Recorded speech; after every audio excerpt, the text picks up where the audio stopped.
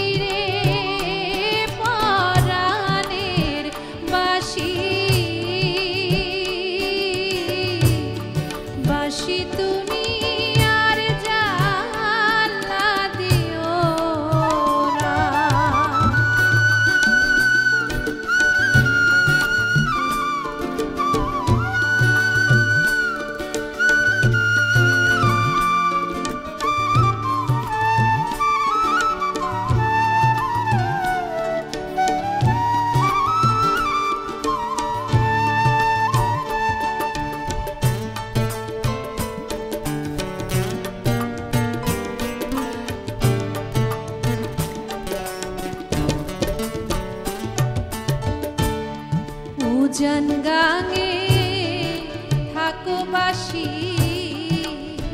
বাসি, ভাইটাল গাঙে থানারে তোমার, ভাইটাল গাঙে থানায় রে। উজান গাঙে থাকো বাসি বাসি, ভাইটাল গাঙে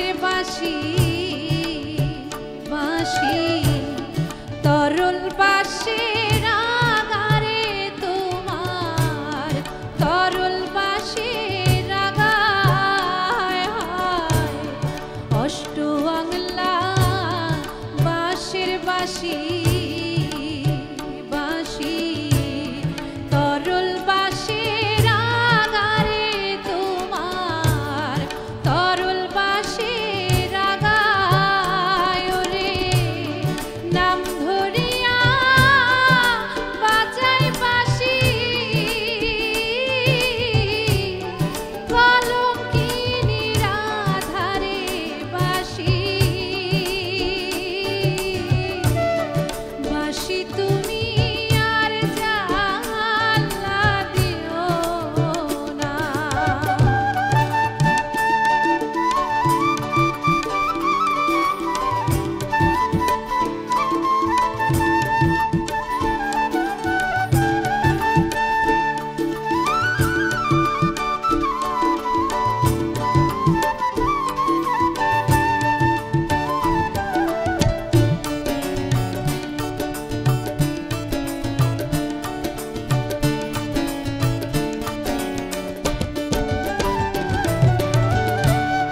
ভাই বেরাধা রমন বলে বাঁশি মনেতে ভাবি আরে বাঁশি মনেতে ভাবিয়া রে ভাই বেরাধা রমন বলে বাঁশি মনেতে ভাবি আরে বাঁশি মনেতে ভাবিয়া রে কুল গেল কলঙ্ক রইল জগত ভরিয়া রে বাঁশি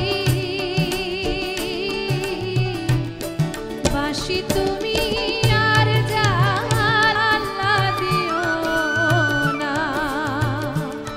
বাঁশি তুমি আর জ্বালা দিও না চমৎকার হয়েছে অনিমা, অনেক ধন্যবাদ আবারও। ধন্যবাদ। আমরা যে কথা বলছিলাম রাধারমণের গান নিয়ে, এই যে এই গানটার ক্ষেত্রে যদি আমরা চিন্তা করি, রাধারমণের কোন দিকটা, তার ভাবনার কোন দিকটা আমরা দেখছি এখানে? বাঁশি, সেটা কার বাঁশি?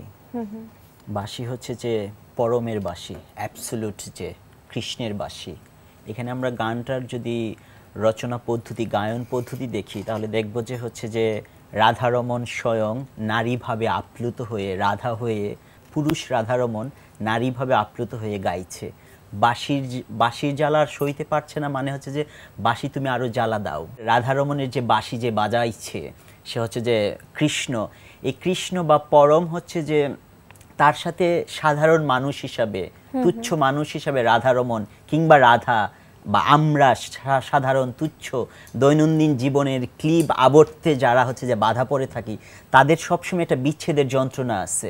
পরমের সাথে, অখণ্ডের সাথে খণ্ডিত হিসাবে এক বিচ্ছেদ আছে, ফলে তখন দরকার হয় ভক্তি। এখানে আপনি দেখবেন যে ভক্তি মার্গে আপ্লুত রাধা গান করছে, তার মানে হচ্ছে যে ভক্তি দিতে চাইছে কারণ সে বিভক্ত, অ্যাবসোলিউটের সাথে, পরমের সাথে বিভক্ত। ফলে ভক্তি হচ্ছে বিচ্ছেদ ঘুচানোর, বিভক্তি ঘুচানোর। আচ্ছা, এই প্রজন্মের কাছে রাধারমণের মানে প্রেজেন্সটা কিভাবে আমরা পাই? এখানে দুইভাবে নিচ্ছে। এক, আমরা দেখব যে সত্যিকারভাবে রাধারমণকে বুঝতে চাই, যারা ভাবুক রাধারমণকে বুঝতে চাই, ওই রকম একটি প্রচেষ্টা আছে। আরেকটি হচ্ছে যে ফ্যাশনেবল একটা সংস্কৃতির অংশ হিসাবে। কারণ হচ্ছে যে আপনি দেখবেন যে কিছু গুরুত্বপূর্ণ ভাবুকদের গান, বিশেষ করে লালনের গান, হাসন রাজার গান, রাধারমণের গান, জালাল খাঁর গীত, সেগুলোকে হচ্ছে যে আজকের যুগে গাওয়াটা হচ্ছে যে আমি হেরিটেজ বা ঐতিহ্যের চর্চা করে একটা নতুন আধুনিকতার চর্চা করছি। এটা একটা ফ্যাশনেবল স্টেটমেন্ট যে আমরা আমাদের শিকড়কে ভুলে যাইনি। ফলে এইটা এক ধরনের সমস্যাজনক চর্চা। রাধারমণের গান 19th সেঞ্চুরিতে, 19 শতকে যখন গাওয়া হচ্ছে ভাটি বাংলার মধ্যে, সেখানে দেখবেন যে উজান গাঙের কথা বলা হচ্ছে এবং ভাটি গাঙের কথা বলা হচ্ছে, তার মানে জীবন গাঙের রূপক। তো এই গাঙরূপী জীবনের মধ্যে উজান এবং ভাটি থাকে, চড়াই এবং উতরাই থাকে, উত্থান এবং পতন থাকে। সেইখানে মানুষ কিভাবে তার নিজেকে নির্মাণ করতে পারে, একজন সাধারণ তুচ্ছ মানুষ, সেই সাধারণ মানুষ তার মহিমা কিভাবে অর্জন করতে পারে। এখন আজকের দিনে যদি রাধারমণের চর্চা তরুণ প্রজন্মের মধ্যে হয় যে আমি আমার মানুষ হিসাবে আমার মহিমাটাকে আমি বুঝতে চাই, উপলব্ধি করতে চাই, ফলে এটা কিন্তু শেষ পর্যন্ত মনুষ্যত্বেরই চর্চা। তো সেই দিক থেকে রাধারমণের গানের চর্চাটা একটা ক্ষীণতর ধারা আছে, এটা খুব উল্লেখযোগ্য না, কিন্তু অধিকাংশ ক্ষেত্রেই রাধারমণের গানের চর্চা একটা ফ্যাশনেবল স্টেটমেন্টের অংশ, যেটা নিয়ে আমাদের আরো আলোচনার দাবি রাখে। শামান, আপনাকে অনেক ধন্যবাদ আমাদের সময় দেওয়ার জন্য এবং আমাদের সাথে এই কথাগুলো শেয়ার করবার জন্য। আপনাকেও ধন্যবাদ। অনিমা, আমাদের সময় প্রায় শেষের দিকে, আপনার গান শুনতে শুনতে অনুষ্ঠান শেষ করব, তবে তার আগে আপনাকেও ধন্যবাদ জানাতে চাই আমাদের অনুষ্ঠানে এসে গান শোনাবার জন্য। আমি আপনাকেও ধন্যবাদ জানাবো, সেই সাথে এনটিভি পরিবারকে ধন্যবাদ জানাবো যে এরকম আয়োজন, রাধারমণকে নিয়ে এতগুলো পর্ব। প্রিয় দর্শক, গান শুনতে শুনতে কথা বলতে বলতে অনুষ্ঠানের শেষ পর্যায়ে চলে এসেছি আমরা। পরবর্তীতে আবারও হাজির হব, সে পর্যন্ত সবাই ভালো থাকুন, সুস্থ থাকুন, সে কামনাই করছি। ধন্যবাদ সবাইকে।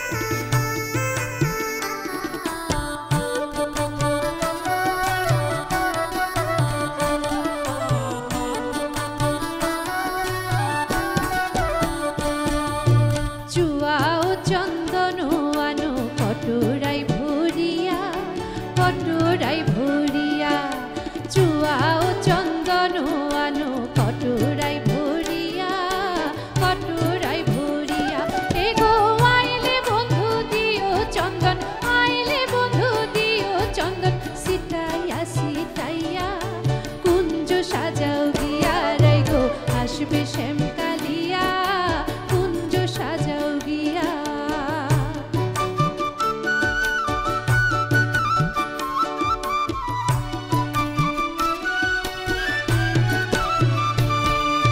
ভাই বেরাধা রমন বলে শোনো মনো দিয়া, শোনো মনো দিয়া, ভাই বেরাধা রমন বলে শোনো মনো দিয়া, শোনো মনো দিয়া। এগো নিশা